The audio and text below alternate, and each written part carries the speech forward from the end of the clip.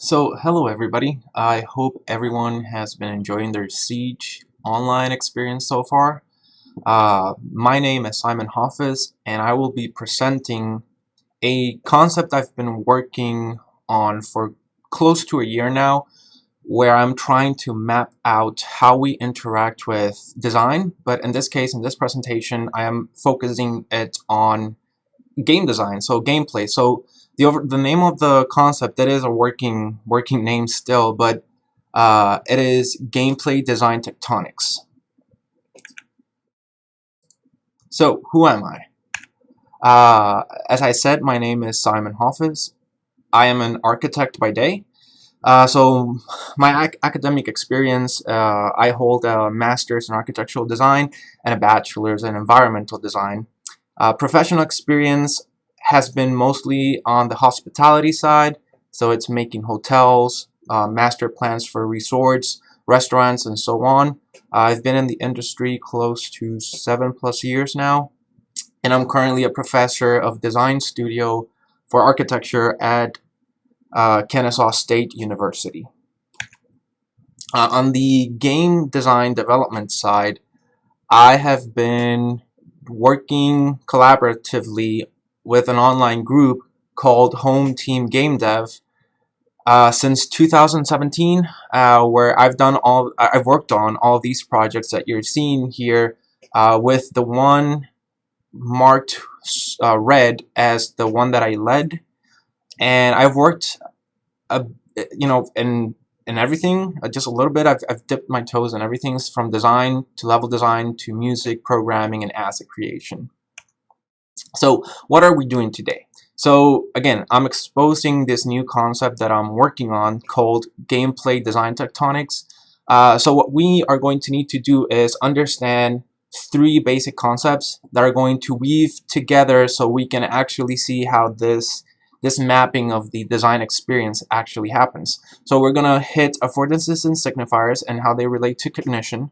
We're going to quickly talk about flow state, and then we're going to expose what the basics and the terminology of this new concept I'm working on, which is called Relational Pathway. Then we're going to go through the basic mapping of the design experience, how we manage or distribute cognition through it, and a more detailed structuring of how we can use it to better design, in this case, games. So let's dive into it. So affordances and signifiers. So what are affordances?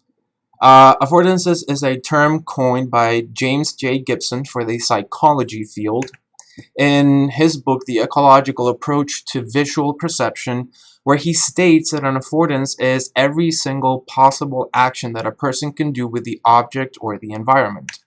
So that means that we have a chair and a ball, so we can throw the chair and we can sit on the ball just because that is physically and ergonomically possible. But then the same concept was stretched into the design field by Don Norman in his book, The Design of Everyday Things, where he starts implying and saying that form actually implies function. So in this case, that is why what Don Norman is hinting at is why when you first saw the chair and the ball, your first actions were, I'm going to sit on the chair and I'm going to throw the ball.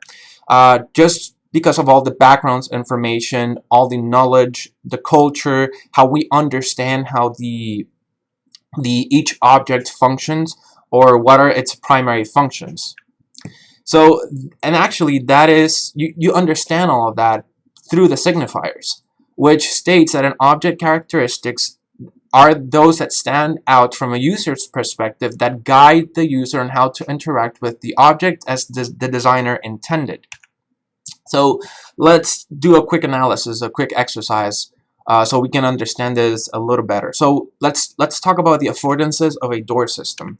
So the basic affordances are the manipulation of the knob, the disengagement or engagement of the locking system, the panel rotating on its axis or its hinges, passage through the door. But there are other things too, like you can write on the door panel, you can knock on it, you can use that as a weapon against someone that's just passing in front of the wall, etc. But what if I gave you this example and you do not know that we're talking about doors, and I just presented you this scenario in front of you in real life, and the only thing that you have to go by to try to understand what's happening, what this is, how you can use it, are those seams in the wall. Well, it is really difficult for you to be able to actually understand from the characteristics or just the signifiers that that door is going to operate like this. Where, at what point is its rotating axis? Where should you push? In general, how it functions. It's really difficult to do that without any added information.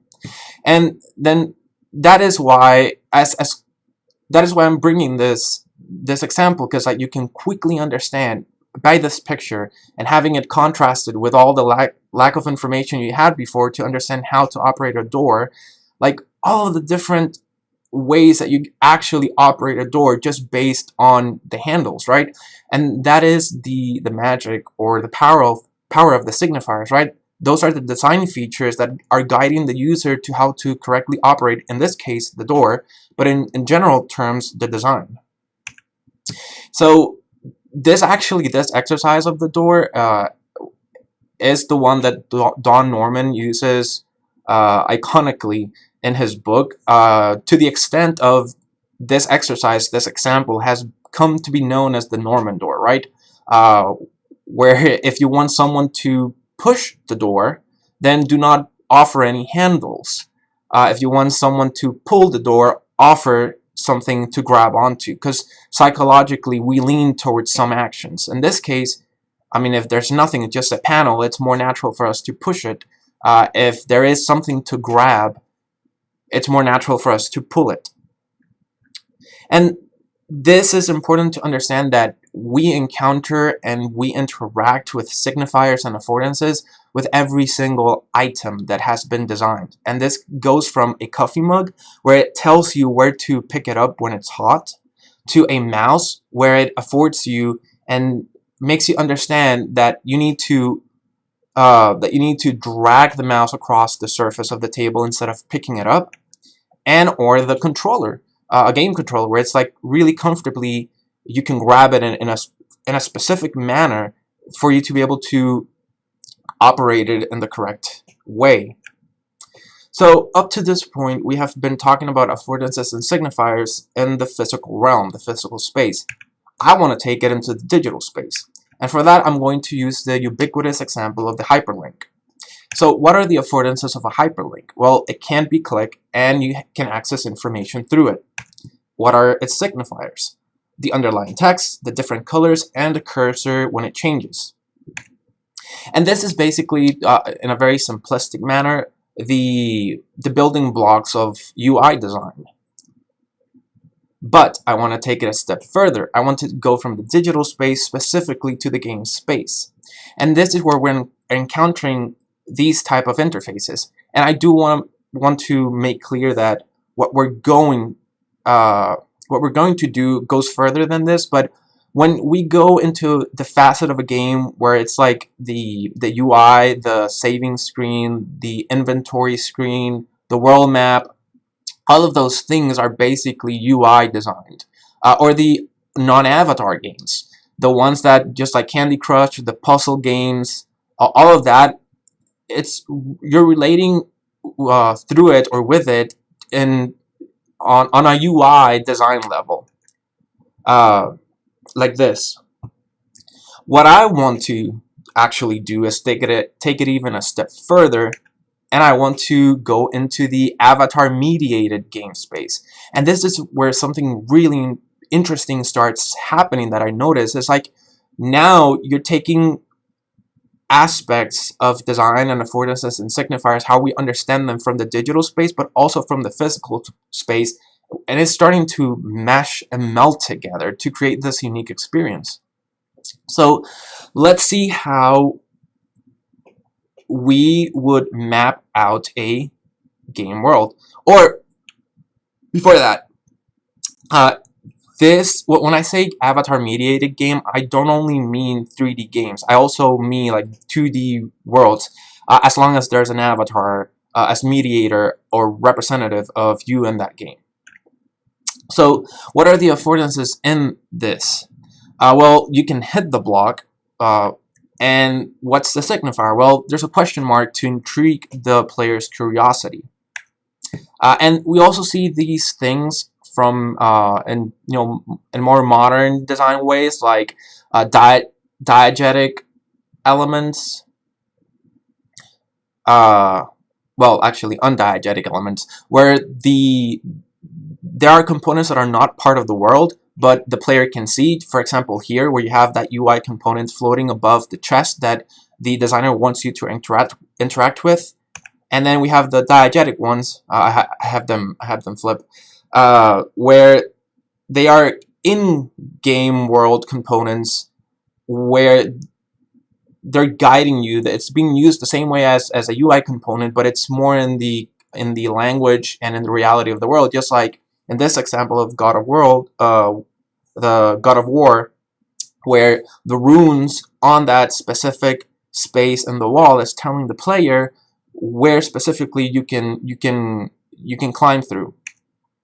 And in the Assassin's Creed's like games, there's something really interesting happening also, where the designers are leaning on your understanding of how the real world operates, and using that parallel understanding, that knowledge, to make you navigate the game world. For example, here in Assassin's Creed, if you see a ledge and you can grab onto it and you can climb it. In the real world, that's kind of how it works too. You see a ledge, if you're athletic enough, you can jump to it and you can pull yourself over it and jump over it. So this is really interesting. Now, I hope up to this point we have understood what affordances and signifiers are, how they operate from the physical, simple objects to the game world. But there's also something really important that we need to understand, and it is that all of this, when we interact with it, with the affordances, signifiers, the designs, we are using an amount of working memory to be able to perform that task through that object. And that is cognitive load. So when is our cognitive flow disrupted? Well, I have identified two areas or two instances. And this is the examples that I'm going to use for the first one. So everyone has encountered this type of door, the glass door that has the same handles inside and outside. Well, what usually happens when we do that? Well, we like 99% of the time get it wrong, right? Well, it's, if you remember to back to the Norman door example, it's because the signifiers are not communicating to us in the correct manner. So when this happens, you understand you're using a specific cognitive load to operate a door. But what happens is that when the door does not work as you were expecting, now your brain has to allocate more cognition to be able to operate the door, to be able to go through, because that's your goal. But I'm sure that everyone has felt, and it has happened, has gone through this moment, and you kind of like feel like your brain is like going through a little crash, right? Like everything's screeching, like you feel that change in cognitive requirement, even if it's really short. The other aspect is when something's new. So I'm pretty sure that when I've showed this picture, even for a second, like a lot of your curiosity was spiked, and you were trying to figure out, like, what is this? How was it made? How do I use it? What is it for? What is its purpose? All of that, right? So the other instance where our cognitive flow is disrupted is when we're encountered with something new or unknown. And if I may bring a more relatable example, is like, even if you're a master pianist right now, or you have never been successful at learning an instrument, everyone has encountered or is familiar with trying to learn a new instrument. Now, you can get the most successful and intelligent and brilliant physicist of NASA that has never played a piano before, sit him or her down and give them the most simple piece that there is in the simplest form. So twinkle, twinkle, little star, one note at a time, one finger at a time. And you will see that all of their cognitive capability, even if they're the ones that are sending the next rocket to Mars, it is going to be challenged by this new experience. And you're going to see them. All of their focus is going to be in trying to get that right note at the right time in the right sequence. Now, when you have a master pianist, you have them playing one of Bach's masterpieces and also having a relatively deep conversation with you. And it's like, how is it? How is that possible? Well, it is it is because of how it is distilled. And also that is how you get these one-man bands type of scenarios possible, right?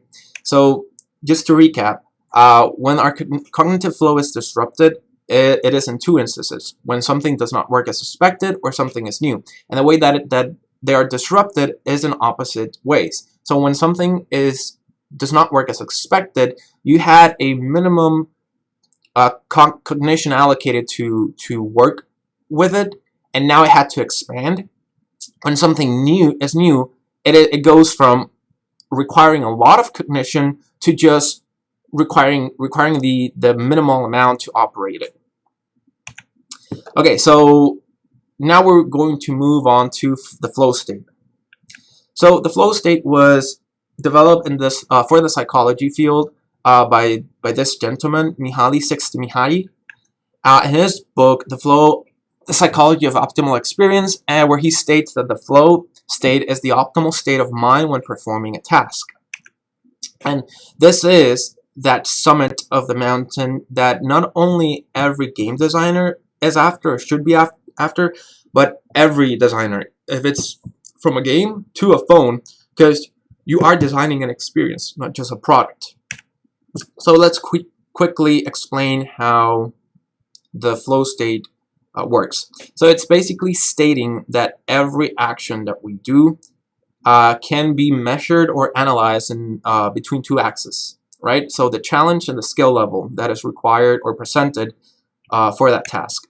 So what happens if the challenge presented is met overwhelmingly by your skill sets? Well, that is going to require minimal cognition from your part, and it's going to create a boring experience. What happens if the opposite? If the challenge presented to you is really hard to meet up with your current skill sets? Well, you create a higher requirement of cognition, and that creates an anxiety state. Where we actually want to do is be able to create a design experience where the challenge presented is closely met, but not completely met by your current skill sets. So you require a little bit more of cognition that you would regularly apply to it to be able to encounter this perfect balance of an experience between the challenge and the skill sets.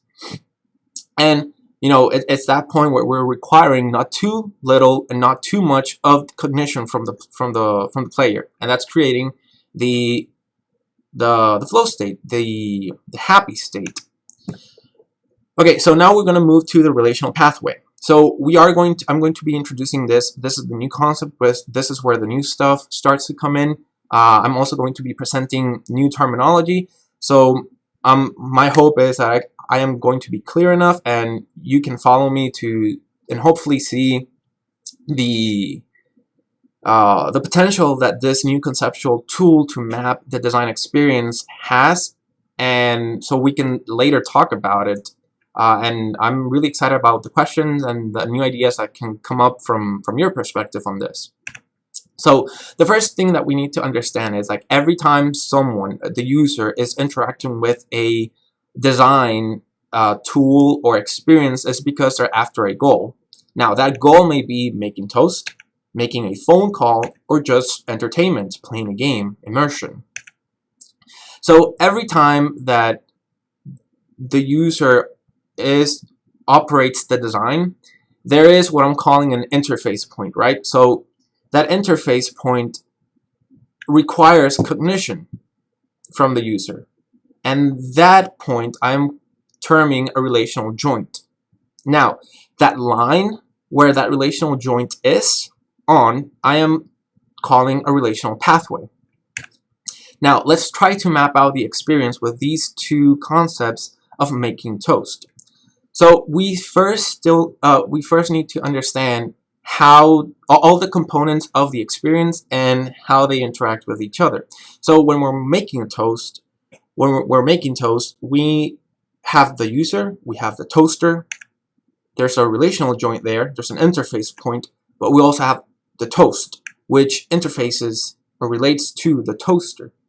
Now, when the user is relating to the toaster, specifically, the user needs to understand that how to operate and how the buttons and the levers function, the proper handling of the toaster, how to plug for power, the correct orientation, and so on. But he also needs to understand how the toaster interacts with or interfaces with the toast. Understanding that there's a platform that's going to lower the bread, the metal coils that produce the heat to toast the bread. There's going to be an auditory signal that he has to wait for, and when that auditory signal is triggered, the ejection of the bread happens and the goal is acquired. And all of this is requiring cognition from the user to be able to operate it successfully. And this is how the relational pathway of making toast looks like, right? Where you start with the user, then that first relational joint is between the user and the toaster. The second relational joint is between the toaster and the bread, and that is what's going to help us, or it's going to let us, understanding all of that, it's going to let us navigate the relational pathway successfully to be able to acquire the goal, which in this case is making toast. Now, let's try to map out a game experience. So the first thing that we need to understand is that the user and the controller have an interface, and the user needs to understand how to properly hold and how to push the buttons. But then you have the controller and the avatar, in which the user needs to understand how the mapping of the controller happens or is. We have then avatar world, and again, the avatar environment interactions need to be understood. And then we have the world and the goal, in which, again, the player needs to understand the relationship between the environment and the goal.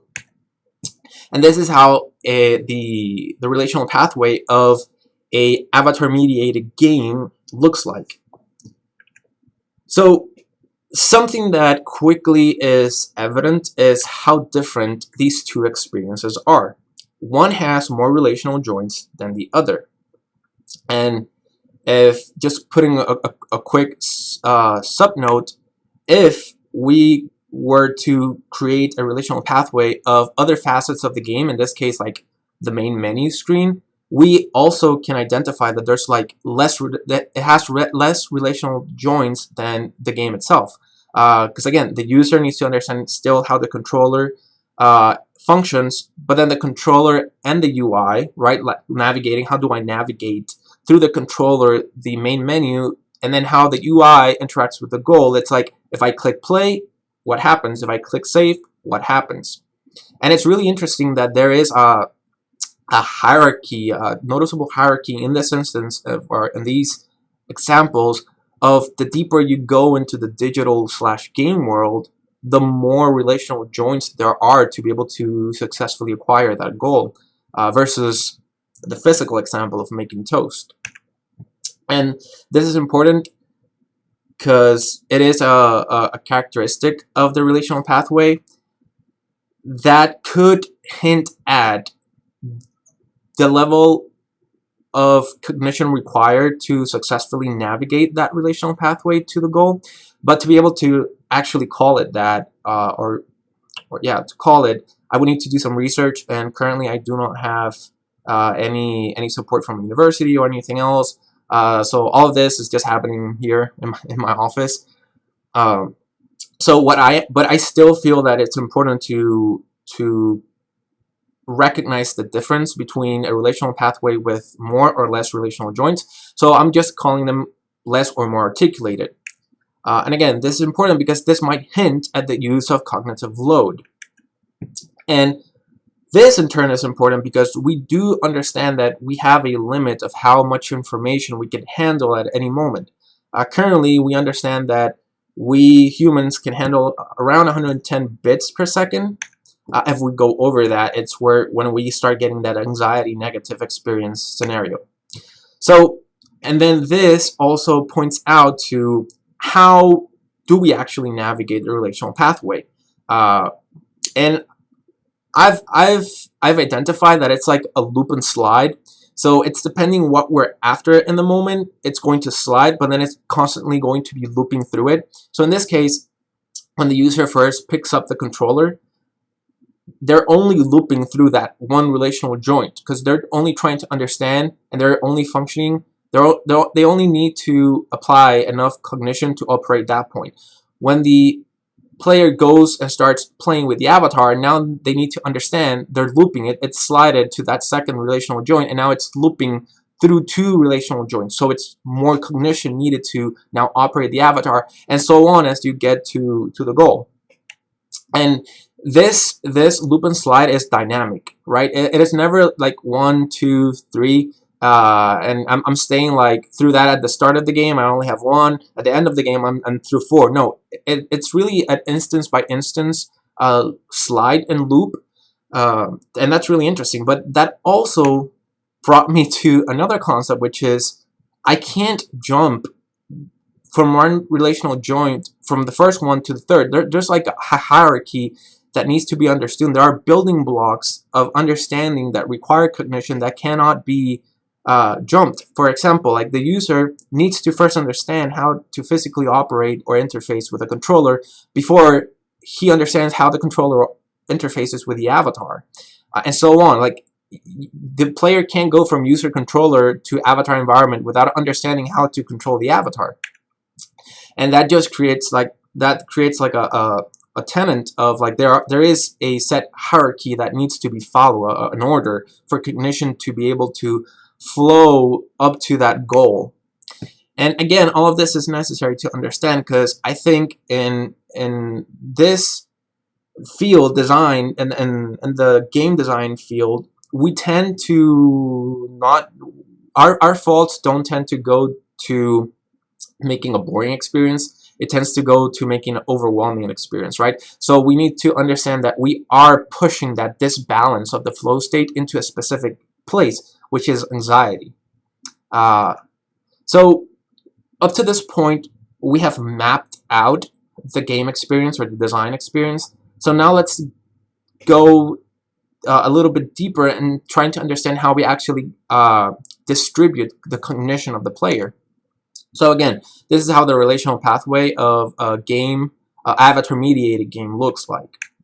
So I came up with a little exercise that I think if we do it first before explaining everything is going to make things click better. So let's say that for the sake of this example, humans have 5 units of cognition that we are representing with a circle that is going to be equal to 1. So again, we can't go over the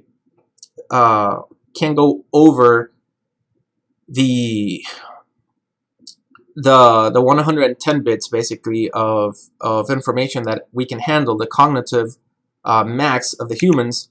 What we're trying to do is get to that sweet spot, to that flow state. So let's start distributing our cognition. So let's say we start a game. So the first thing that we need to recognize is that there is some cognition needed to be able to interface and operate the user and the controller relational joint. So we allocate 1. But then we have the controller and the avatar. But someone in the studio had a brilliant idea of a new mechanic or a new way of how the controller is going to interface or relate to the avatar. And the studio decided to do it. Well, if it's new or it is not as expected, the cognitive flow is going to be disrupted. So we need, yeah, it is going to require more cognition from the player to be able to operate that relational joint successfully. So let's move on. We have the avatar and the environment. So we need to recognize that some cognition is going to be used there. But then again, someone else in the design studio had a brilliant idea of a new mechanic. Everyone went with it. It is new or not working as expected, so more cognition is going to be necessary there. So, and now we go to the environment and the goal. And again, some cognition needs to be allocated there to be able to successfully navigate through that relational joint. But we're out at this point of cognition to actually be balanced. So this is where the disbalance of the flow state and the anxiety, the anxiety level or state starts to happen. And again, remember, we're looping and sliding. So it is not that the player is going to feel that anxiety when they're interacting only with the controller. They're going to feel that in this specific example, that anxiety, that disbalance of the flow state when they're going to that fourth relational joint of the environment and the goal. When they're going to want to acquire the goal, it's going to be too much in that moment. And that's where, like, I mean, it's not necessarily that the brain of the player is going to break, but there's something that's going to be off, something that's going to be uncomfortable about the experience that you created. So let's see how we, using the relational pathway and all these understanding, all these building blocks, how we can use this to map out and distribute, or study how to actually distribute successfully the player's cognition throughout the game. So the first thing that we need to do is understand and recognize that every single relational joint in a relational pathway of that design experience that we're after is going to require a certain amount of cognition. So we need to be mindful of that. Something already is being consumed here. But let's say that we want to work with a new design for a controller, or something like VR, which is completely in its own category. Well, that mostly is going to require that added cognition in the first two relational joints, either the user interface to the controller, like how do I pick it up, where do I put my my fingers and all that, to the controller avatar, like where do I push or how do I move the controller to move the avatar. So that means that the added, the surplus cognition needs to be added there. So it means that the rest of your game should be simple, to not disrupt too much the flow state. But let's say we want to come up with a new genre completely, or an innovative game mechanic. Well, then it flips. All of our surplus cognition is going to go to where the avatar and the environment interact, or the environment and the goal. So that means that we need to make the front end of that relational pathway simpler. So it is really interesting that we can, at a surface level, divide the relational pathway into two categories, like the interface and then the mechanics. And again, I understand, like, we could go into deep conversations and everything can be an interface and everything can be argumented to be a mechanic, but I think as a category we can divide it like this to better understand it. And here is where we're getting into the more detailed structuring of how to use this tool to better understand, analyze, and design the experience that we're after. So now we can go into each relational joint and further look into it and see what is happening in each one, what's happening at that instance of the design experience. And those I'm calling joint sections. And it's basically a focus on a specific relational joint to understand the player experience at a greater detail at that specific moment in the relational pathway. And in general, I have identified 4 basic types of issue that we have to be looking out for each joint. And that is failing expectations, memory issues, high complexity, and high volume of information. So these are some of, if we broke down those joint sections into categories of designs, this is how it starts looking. And this is not a comprehensive list. This is just an example. But for example, we have the user and controller, joint, where ergonomics, key configuration, intended use of the controller, the input feedback, and the required focus need to be addressed and thought of there. If we have the controller avatar joint, we have failing expectations, action mapping, required dexterity, lack of feedback, and focus. If we move on to the avatar environment, we have action possibilities, interaction fidelity or expectations, action cohesion, and glitches. And if we go to the environment goal, we have overall complexity, perceived causality, and glitches. Now, as I was doing this list, I noticed that there was like something missing, and it was the camera. So I started studying the camera, and I found out that the camera moved independently, it interacted with the environment independently, it had different sets of capabilities and functions, and overall it had just independent set of rules, interactions, and roles in the game. So after that, it was like, okay, so this is another joint in the relational pathway, but where am I putting it?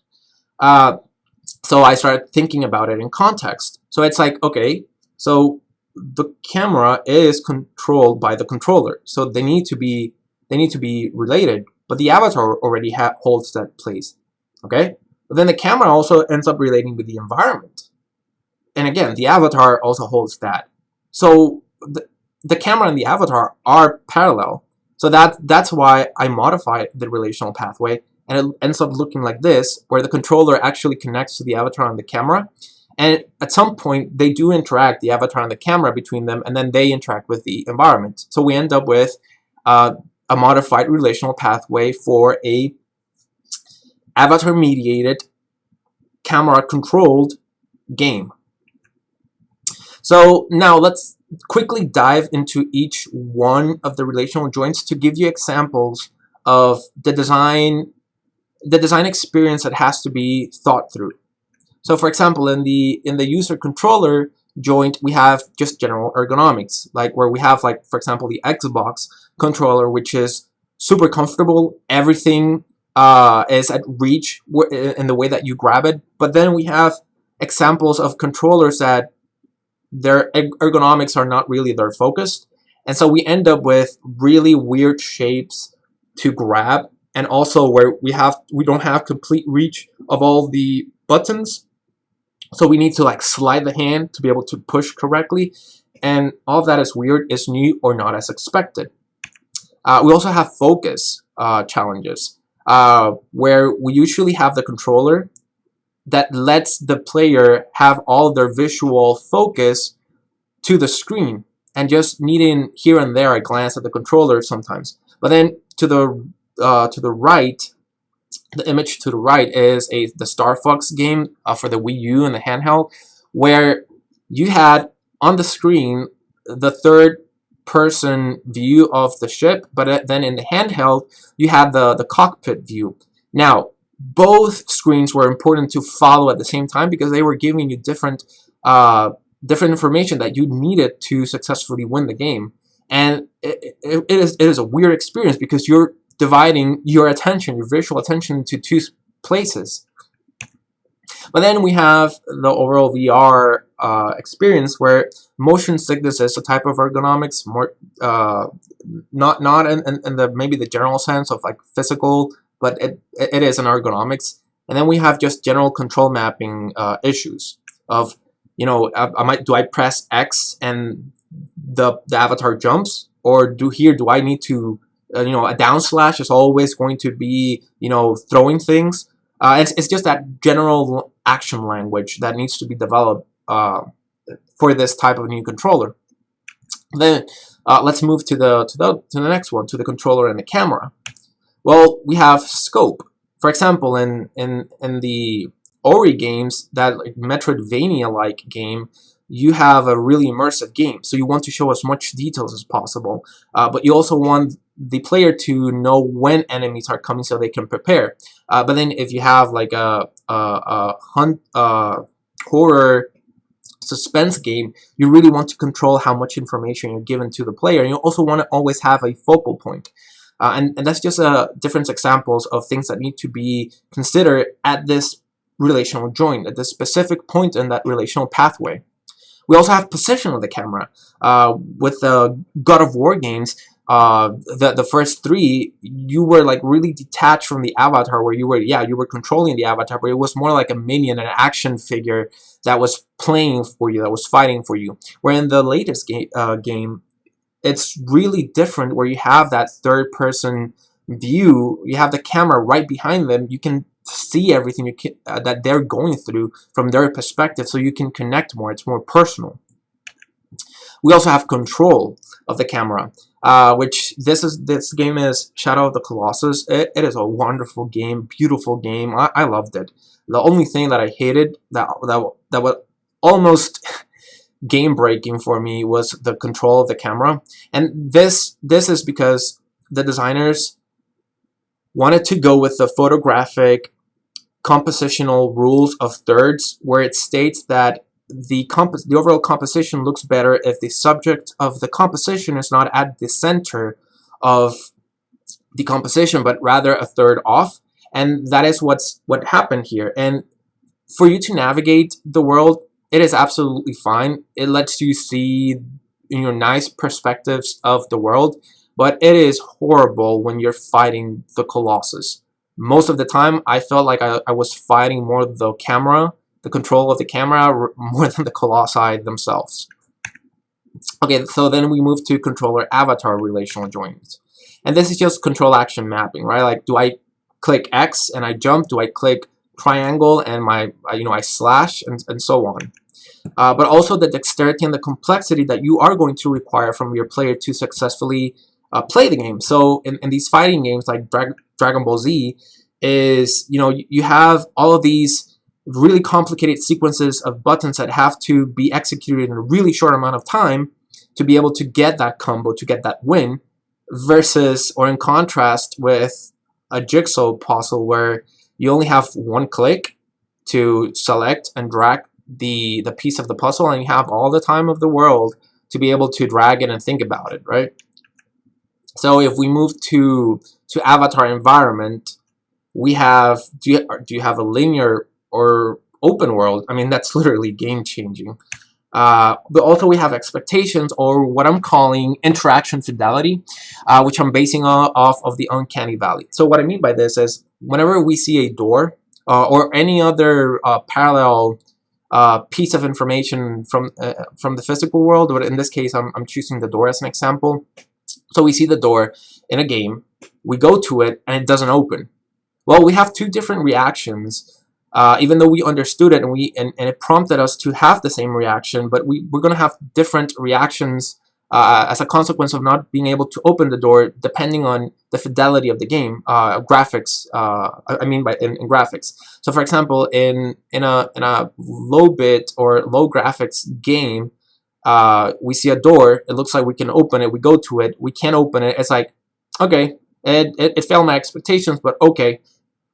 It's really different when we have that same experience of not being able to open the door in a high fidelity graphics game, because it's like, why can't I open this? Like, whenever I see a door in real life, which this looks like really close to real life, it's like I'm able to open it unless I see a lock or the obstacle that's blocking the door. And that's like why this picture is going through the added effort of graphically showing, like, you can't open the door and this is the reason. And this all is based on the uncanny valley effect, which states that we tend to judge things harshly the more closer they are to that which they're trying to emulate. And this is the case, that's why I placed Wall-E and Sophia in as an example, because the two are robots, but one of them looks creepy to us and the other one looks cute.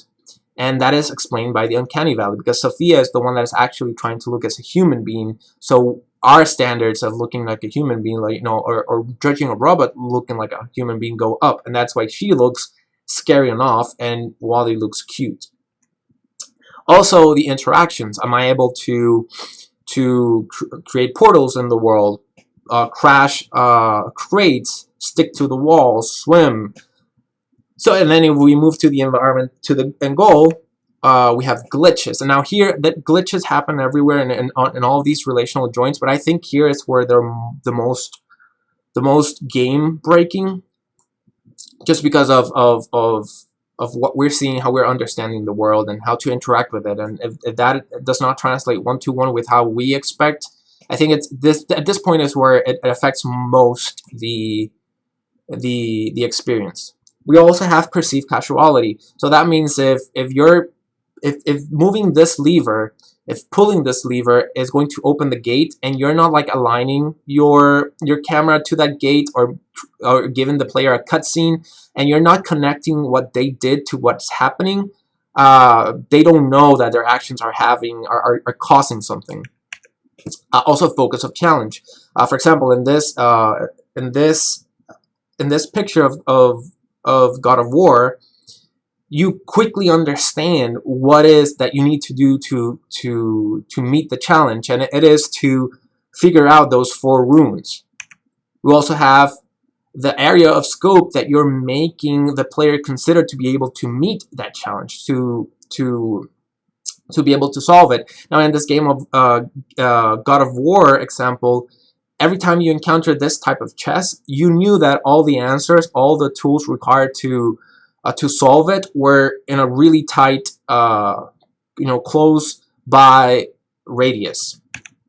But also the how are you explaining, and how is the puzzle actually solved? How is the player understanding that? How are you communicating that? In this example again of the chest of God of War, you have a direct and instant relationship between the 2 runes and the 2 different objects. So you quickly understand there's a relationship here. But we also have overall complexity. How complex are you making this challenge?